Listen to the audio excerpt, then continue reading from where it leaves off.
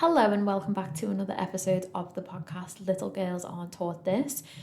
It feels really weird for me to have to do this intro every time I do a podcast, and you would not even understand the amount of times that I press restart again because it's so hard to say the intro every single time I start this podcast episode. I really need to get the software back on my laptop so I can add in my little jingle and my actual podcast intro. Little side note, but I would drop in some realistic bombs of sometimes how it is when you do a podcast episode, and I always want to burst out laughing when I start the episodes when I've been recording them this way. So welcome back if you're an avid listener. If you're new here, I am Lydia, Self-Love Lydia, and I am a coach and mentor to women across the world.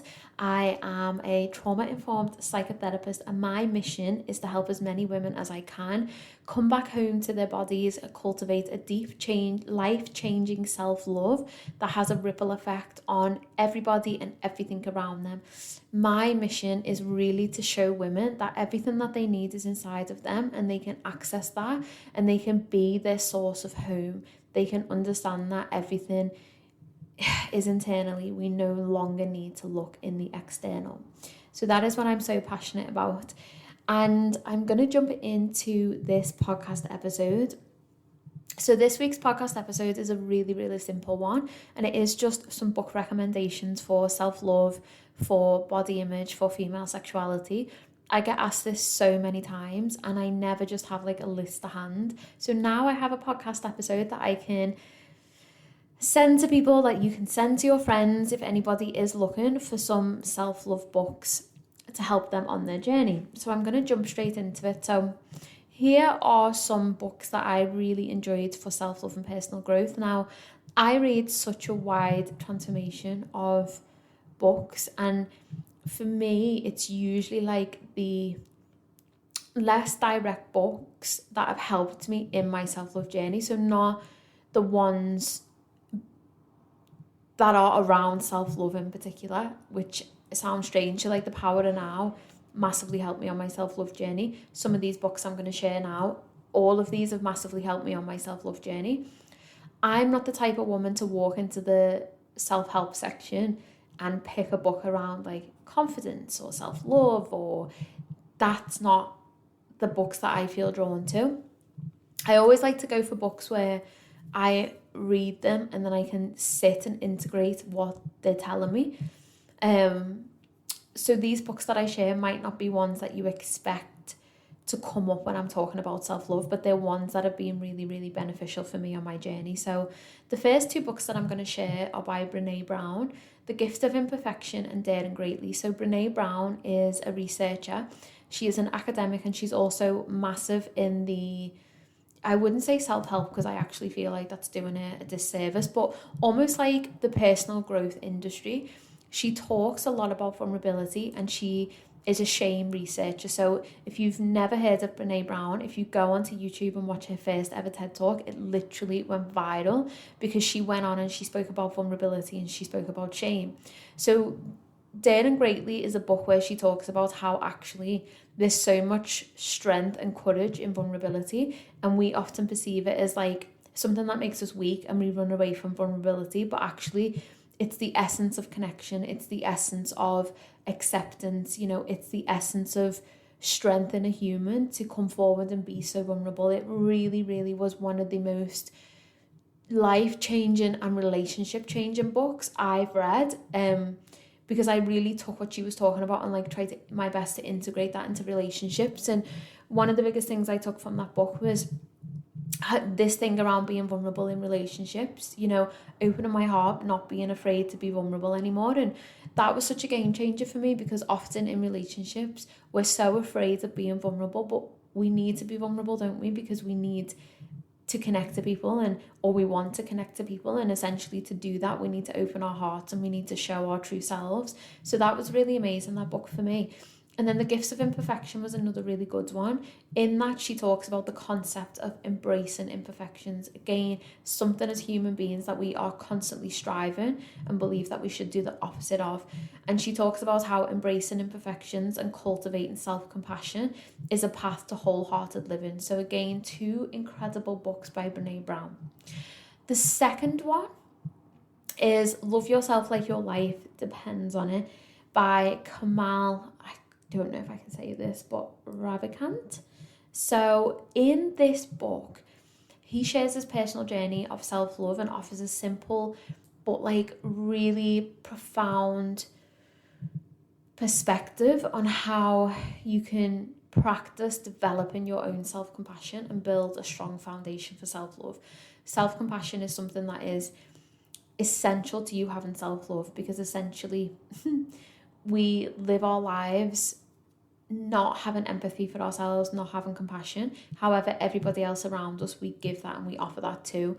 So if you go through things, which I know a lot of people from experience with, you know, working with so many women, they never have compassion for self when they go through things, when they go through difficult times. They almost berate themselves and are super negative and, you know, just like, we just should all over ourselves and feel like there's so much more that we should be doing or we could be doing, and we never actually give ourselves credit or just compassion or love or just a moment to like pause and breathe. So in this book, it's a really nice way how it shows you how to develop that self-compassion and also why that's really important for self-worth. The next one is called Radical Acceptance by Tara Brach, and this is going into Buddhist philosophy and psychology to almost help you understand self-acceptance and healing. Again, like I've said, I love books where they're not surface level, like cheesy in a way. I love books where I'm able to really sit and ponder, and they get me curious and they get me thinking, and you know, I know that they're really relating to like a deeper part of me. And this is a book that really opened that up for me, and I found the practical tools that were provided in the book. I found, you know, the things for mindfulness. Even though I knew a lot of them at the time, it was just like that nice reminder of how mindfulness is a really, really good thing to practice to cultivate self-love and inner peace. And then the last 2 books that I'm going to share on self-love are by Don Michael Ruiz. Ruiz? Is that how you say it? I think so. And they are The 4 Agreements and The Mastery of Love. So in this, The Mastery of Love is such a beautiful book, and so is The 4 Agreements. These are super simple books to read, and I actually got these on my iPhone, and I remember just like highlighting so much of the book, and they're so simple to read, and they're so simple to understand, and they just got me really thinking about things. So the first one, The 4 Agreements, talks about 4 powerful agreements that can guide you towards personal freedom and self-love by transforming your beliefs and then your relationships. So again, when we think about this personal freedom, essentially that is self-love, isn't it? Because we spend so long almost like prisoners in our own heads, prisoners of our own expectations, like never filling our own cups up. So actually, when you read that book, it just almost brings you back to like the essence of freedom and why that is so important for self-love. And then The Mastery of Love, again, another one that I just found really amazing.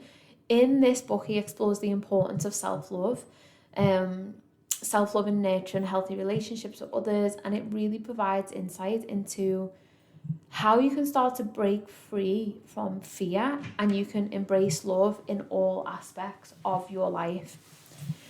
So self-love is such a personal journey, and you know, different books are going to resonate with different people. So there's so many books out there, there's so many resources, there's so many things that you can go to help with your self-love, but they were just my top 5 and ones that really stood out to me, even though I have honestly read so many. Like The Power of Now was a massive book for my self-love journey because it really made me come into the present moment, and by dropping into the present moment, I was then able to notice my body. I was then able to connect with my body more. I was able to observe my thoughts more. It also really, it's such like a spiritual book, The Power of Now, and just having that total awakening, that total spiritual awakening, it really, really made me see that everything I was thinking and feeling and putting my energy and my time into and how I felt in my body, it was just a fucking waste of time, because life is just so fragile, and it's a fucking miracle that you're here. And that's just what I got from the Power of Now, and that really massively helped me on my self-love journey. So going into some body image books, again, for me, I don't tend to gravitate towards books that are your stereotypical self-help books for body image. What I tend to go to is, considering I'm studying, I really like to read research papers. I really like to read books like The Beauty Myth by Naomi Wolf, these absolute like pioneering books in the body image space. And if you follow me for a long time, women like Brene Brown, women like Naomi Wolf, these are the women that I look up to, because I want to be a woman I want to be an author, I want to be an academic, I want to be a published researcher, because I actually want to make some form of impact in these spaces that then go on to have change in, like policies and research and things that are studied in universities, and it's just fucking incredible, the thought of it. So for me, I am always drawn to these different types of books. So if you're drawn to a similar book like The Beauty Myth, I would recommend reading that. It's such an incredible book. It's a really, really groundbreaking book. Another one as well is Fat is the Feminist Issue, and that is by, it escapes me, but if you just put it into Google, it will come up. Fat is a Feminist Issue. Another really, really good book that looks at, the background to the word fat, the context of the word fat, how women are so fearful of being fat. That's another really good book. I digress. Back to The Beauty Myth. So The Beauty Myth is a really groundbreaking book that examines the social pressures and beauty standards that affect women's self-esteem and body image. This was one of the biggest eye-opening books that I ever read. It's a book that I've referenced multiple times in my academic work. It's a book that has had, profound impact on me as a woman, understanding body image, understanding diet culture, understanding self-esteem. It's something that I'm super, super curious about. I love reading about. So that was a really, really good book, and one that I found highly beneficial to my own journey. So it also explores the relationship between beauty and power. So again, something that we massively strive for, something that we are so conditioned to, believe makes us worthy, is this notion of beauty and what beauty looks like. And in that book, she talks a lot about how beauty ideals, where they came from, why they are essentially like a tool to control the power that women have. And it's such an interesting book. And she also offers insight into reclaiming control over one's body and self-perception. So there are two books around body image I would recommend: Fat is a Feminist Issue and The Beauty Myth. Another book that has been really beneficial for me is called The Goddess Revolution. And this is by Mel Wells. And this is a book that is essentially talking about eating habits, unhealthy eating habits, and how you can start to reclaim your relationship with that. Again, it is a super simple read. It's really simple for you to go away and start to implement the things that she's talking about. But that's another really good book that I recommend around food, around empowerment around food, and around shifting your perception of food and potential like diet culture influences. The next one is called Come As You Are. This is a book that has been so amazing for me on my sexual journey as a woman. I read this book in lockdown and I could not put it down. And this book is around understanding your own sex life. It's around understanding female sexuality. It explores the complexities of desire and arousal and orgasm. It talks about myths that we think are real, but they're not. So she debunks all of these myths, and she provides practical advice to help you embrace your new or your sexual self. It is incredible. And in the book, she has like loads of little tools and techniques that you can use to start to understand your own sexuality and understand, how you can be more turned on, to understand how you can start to connect to your pussy, all of these different things. It's an incredible book. And I highly recommend it for feeling empowered with your own sexuality. Another book that I'm reading at the moment that I found really, really amazing as well is called Pussy, A Reclamation. This book is just around the power of your pussy. It gives you tools that you can use to connect to that. It gives you ways that you can start to just live life through the power portal that is your pussy. Like, it's so unbelievably powerful, and when women connect to that, it's amazing. And also not just connecting in a way that results in, sex as we expect it or orgasm. She also talks about all of these other ways that we can use the power of our pussies and almost channel that into our everyday lives to make decisions, to show up in the world, to run our careers, to hit our goals. It's a really, really amazing book. So I feel really open with my sexuality. I've always been like really, not always actually, but since a lot of, this self-love work, I've come on so much with like the connection to my sexuality, the connection I have to my pussy, how much time, self-pleasure, the power of that, orgasms, all of these things. So I was pretty open reading these two books. However, I know everybody may not be really open to that when they, buy Come As You Are or they read Pussy, a Reclamation. So essentially what I would say is just go in with an open mind to these books and just at least try some of the things that they talk about, because I guarantee if you try what they're talking about, you are just going to be so connected to your body, you're so connected to your pleasure, your desires, you're going to want your needs met. Like, it is going to transform how you see your body. And also, the other thing with body image is that sexuality is a massive part of that, giving yourself pleasure, feeling pleasure in your own body, and not just doing that in like a really masculine way. So as women, when we can have orgasms, we can have, they're called like clamp down orgasms, where we just tense everything and we have that rush, we have that orgasm, and then it's done. I always imagine that now to be like quite a masculine way of having an orgasm. So essentially what you can learn to do is you can learn to just really, really build up the pleasure senses and not rely on anybody else to do that. You can have moments of deep, deep pleasure with your body that doesn't even require you having an orgasm or using any external toys or any of these other things. You can just really, really connect to your body, and it's incredible. It's so incredible. You can have orgasms where you're relaxed and it just almost like washes over you. You can give yourself like multiple orgasms as well. I mean, this is a whole separate podcast episode, but you can give yourself like multiple orgasms, and that just in itself is an unbelievable form of self-love.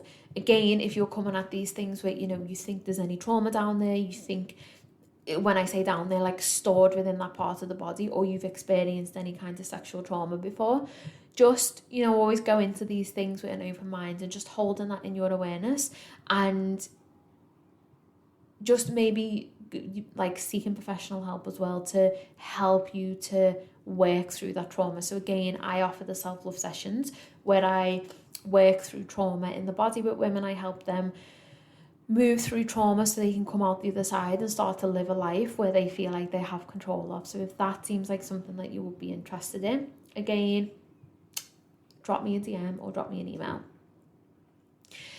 The other book that I would recommend is called The Vagina Monologues, again for female empowerment. And this is a collection of monologues that goes into women's experiences, including body image, sexuality, relationships. And it's really an honest set of like narratives that celebrates almost like the diversity and the complexity of female sexuality. And it talks a lot about, taboos, it challenges taboos that we again face, or maybe myths that we think are real. And it really is promoting self-acceptance of your body, self-acceptance of your pussy, self-acceptance of who you are as a woman, and just the essence of you. And it's such a really, really amazing book. One of the other books I would recommend is called Woman Code, and that is about perfecting your cycle. So any books really that you can read around understanding your cycle is so important, because we don't get taught it. So unfortunately, it falls on us to read these things. But this book is really good. It's by Elisa Vitti, and it's called Woman Code: Perfect Your Cycle, Amplify Your Fertility, Supercharge Your Sex Drive, and Become a Power Source.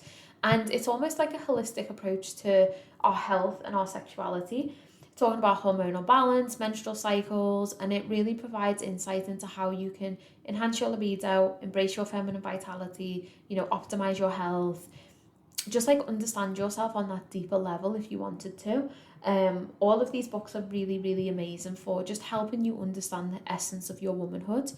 And they are the books that we should be reading as we're growing up. Like, these are the topics that we should have been learning about when we were in our teenage years, but unfortunately that does not happen. There's also so many other like really amazing period books. I have not read a lot of them. However, I just tend to listen to more podcasts around understanding your periods, but I also have an episode in this podcast around periods and around understanding your cycles, different phases of your cycles, how you can work with those to really feel empowered and make your life easier instead of always pushing against yourself. So in this episode, I just wanted to share some of my favourite books, and there's also like a million others that I could recommend, but this just feels like a good place to pause, 20 minutes of talking about books. So I hope this helped. Share this with anybody who may need some extra books to read about. And on that note, I'm going to go, my love. So have a wonderful week, and I shall see you next week for another episode.